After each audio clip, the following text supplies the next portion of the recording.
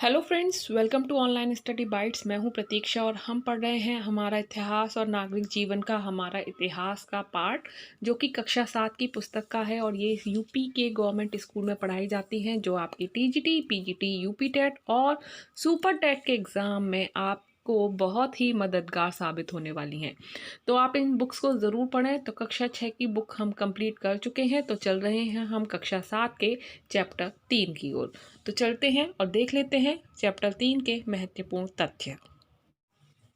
Learners, अगर आप CTET या टीजीटी पीजीटी की तैयारी कर रहे हैं तो आप अनअकैडमी के प्लस कोर्स के साथ जुड़ सकते हैं। अनअकैडमी के प्लस कोर्स के पर जुड़ने के बाद आपको मिलते हैं बहुत सारे ऐसे फीचर्स जो आपकी तैयारी को और बेहतर बना सकते हैं, जैसे learn life from the comfort of your home, unlimited access to all courses, practice tests, batch courses, and mentorship and guidance, exhaustive coverage of syllabus, regular doubt clearing sessions and answer writing sessions, live test series and study material PDF format। ये सारे को features आपको Unacademy plus के साथ जुड़ने पर मिलते हैं।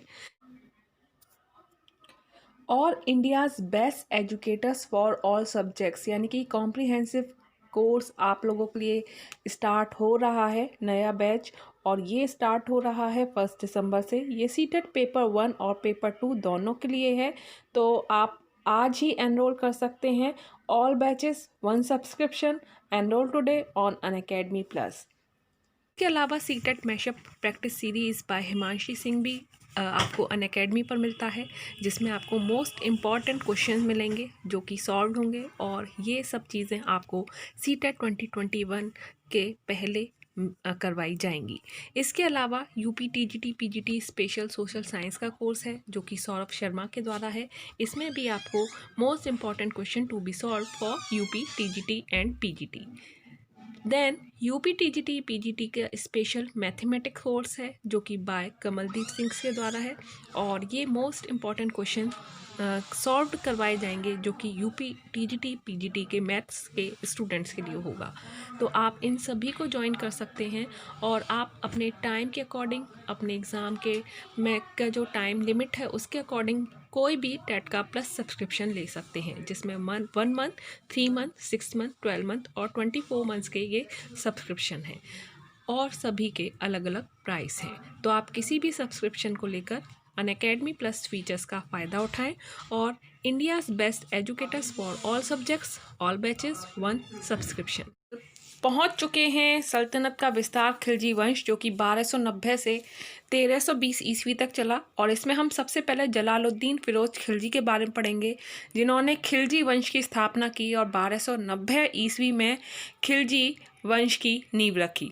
तो बलबन की मृत्यु के बाद दिल्ली की सत्ता पर अपना प्रभुत्व स्थापित करने के लिए तुर्क तथा खिलजी सरदारों के मध्य संघर्ष प्रारंभ हो गया और इसमें खिलजी सरदार जलालुद्दीन फिरोज सुल्तान बने। फिरोज खिलजी के पूर्वज जो अफगानिस्तान के खल्ज नामक स्थान से थे, जो कि अफगानों की भाषा में गर्म प्रदेश को खल्ज कहते हैं, अतः यह खिलजी कहलाए। जलालुद्दीन फिरोज खिलजी ने दिल्ली में खिलजी वंश की स्थापना की और एक उदार और सहिष्णु शासक बना। उसने दंड और नियमों को मानवीय बनाने पर ध्यान दिया तथा विद्रोही तुर्क सरदारों को संतुष्ट करने की नीति अपनाई। सुल्तान का जो भतीजा था, जिसके बारे में आपने बहुत सुना होगा और इसके ऊपर एक मूवी भी बनी थी पद्मावती, अगर आपने देखी हो तो वहाँ पर आपको काफ़ी सारी चीज़ें देखने को मिलेंगी। तो आप समझ जाएंगे कि सुल्तान का एक भतीजा था जिसका नाम था अलाउद्दीन खिलजी, जो उस समय कड़ा इम्पॉर्टेंट है, क्वेश्चन आ जाता है, जो कि इलाहाबाद में है। और अवध का इक़्तिदार था, रक्षा मंत्री था। देवगिरी पर आक्रमण करने के लिए वह स्वयं निकला और वहां उसने विजय प्राप्त कर दी। सुल्तान अपने भतीजे अलाउद्दीन के इस अभियान की सफलता के बाद उसके मिलने कड़ा पहुंचा, लेकिन अलाउद्दीन ने अपने जो चाचा थे उनकी हत्या कर दी। जलालुद्दीन की मृत्यु के बाद अलाउद्दीन खिलजी ने सिंहासन प्राप्त किया और ये 1296 ईस्वी की बात हो चुकी है। और अलाउद्दीन खिलजी का जो शासन था वो 1296 से 1316 ईस्वी तक रहा। जो अलाउद्दीन खिलजी था, दिल्ली के तख्त पर 1296 में बैठा और उसने काफ़ी सारी जो नीतियाँ थीं वो अपनाई। वो एक महान विजेता था, कुशल शासक था और चतुर राजनीतिज्ञ भी था। उसने मंगोलों के जो लगातार हमले हो रहे थे उस पर अपना कंट्रोल कर लिया था और काफ़ी सारी योजनाएं बनाकर विशाल साम्राज्य भी स्थापित कर लिया था। अलाउद्दीन को शासन के मामले में धर्म गुरुओं का दखल पसंद नहीं था, इसलिए वह शासन संबंधी नियम बनाने और उन्हें लागू करने में उनकी बातों को नहीं मानता था। उसकी सेना में 4,75,000 सैनिक थे। सैनिक की नियुक्ति उनकी घुड़सवारी, शस्त्र चलाने की योग्यता के आधार पर की जाती थी।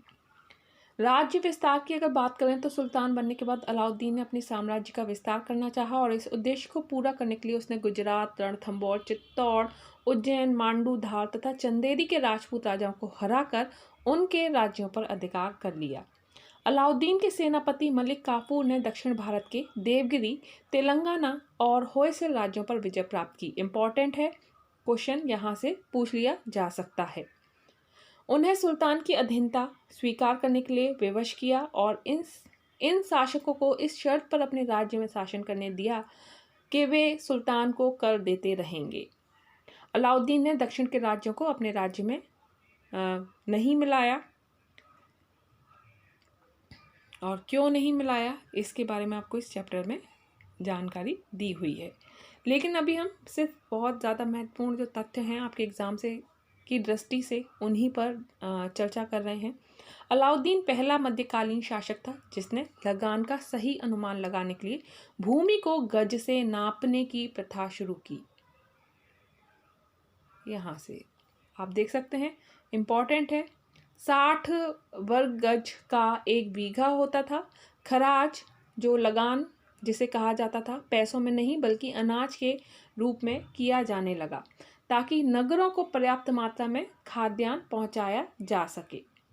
अलाउद्दीन को मंगोल आक्रमणों से राज्य की सुरक्षा तथा सल्तनत विस्तार के लिए एक बड़ी सेना रखना जरूरी था और इन सैनिकों को उनकी ज़रूरतों के अनुसार वेतन देने में खजाना खाली हो जाता था। इसलिए उसने कम वेतन में सैनिकों का खर्च चलाने के लिए बाजार नियंत्रण लागू किया। तो क्वेश्चन आ जाता है, बाजार नियंत्रण किसके द्वारा लागू किया गया? तो अलाउद्दीन खिलजी के द्वारा। बाजार व्यवस्था की सफलता के लिए कुशल और ईमानदार कर्मचारी नियुक्त किए, जिनका प्रमुख शहना यानी कि अधीक्षक कहलाता था, जो व्यापारियों पर नियंत्रण रखता था। अगर कोई दुकानदार वस्तुओं की कीमत अधिक लेता था या माप तोल में कोई गड़बड़ी कर देता था तो उसे कठोर दंड दिया जाता था। बाजार के भावों और सामानों पर निगरानी रखने के लिए गुप्तचर व्यवस्था को भी दुरुस्त किया गया। तो कुशल बाजार नियंत्रण के संबंधित अगर क्वेश्चन होगा तो वो अलाउद्दीन खिलजी उसका आंसर होगा। वह पहला शासक था जिसने सार्वजनिक वितरण प्रणाली, इंपॉर्टेंट है ध्यान रखिए, सार्वजनिक वितरण प्रणाली किसके द्वारा शुरुआत की गई? तो अलाउद्दीन खिलजी के द्वारा। वर्तमान समय में मूल नियंत्रण और बाजार प्रबंध के लिए जो व्यवस्था अपनाई गई थी वो सब अलाउद्दीन खिलजी के द्वारा ही करवाई गई थी। साहित्य और कला का विकास हुआ अलाउद्दीन खिलजी के समय में। प्रसिद्ध विद्वान अमीर खुसरो व बर्नी उसके दरबार में रहते थे और अमीर खुसरो अपनी पहेलियों, दोहों और कव्वालियों के लिए प्रसिद्ध हैं। यहाँ पर कुछ पहेलियाँ दी हुई हैं। अलाउद्दीन ने दिल्ली में कुतुब मीनार के निकट कुतुबुल इस्लाम मस्जिद के एक द्वार के रूप में अलाई दरवाज़ा बनवाया। उसने दिल्ली में एक विशाल टैंक का निर्माण कराया जिसे हौज खास के नाम से जाना जाता है। उसने दिल्ली में 1000 खंबा महल का भी निर्माण कराया। तो यहाँ पर हमारा चैप्टर एंड होता है। तो यहाँ आप देख सकते हो रिक्त स्थान दिए हुए हैं, तो ये आप कोशिश कीजिए रिक्त स्थान को करने की, और अगर कोई डाउट आता है तो आप कमेंट में करके पूछ सकते हैं। अभी के लिए इतना ही। जैसे ही बुक्स तीनों ख़त्म हो जाएंगी तो हम प्रैक्टिस भी करेंगे 6th, 7th, 8th का इतिहास का पार्ट। तो काफ़ी सारे क्वेश्चंस आपको हमारे चैनल पर देखने को मिलेंगे। अगर वीडियो अच्छा लगे तो प्लीज़ लाइक एंड शेयर ज़रूर कीजिएगा और चैनल को सब्सक्राइब करके बेल आइकन पर प्रेस करना बिल्कुल भी मत भूलिएगा। अभी के लिए इतना ही। Bye bye, take care and thanks for watching.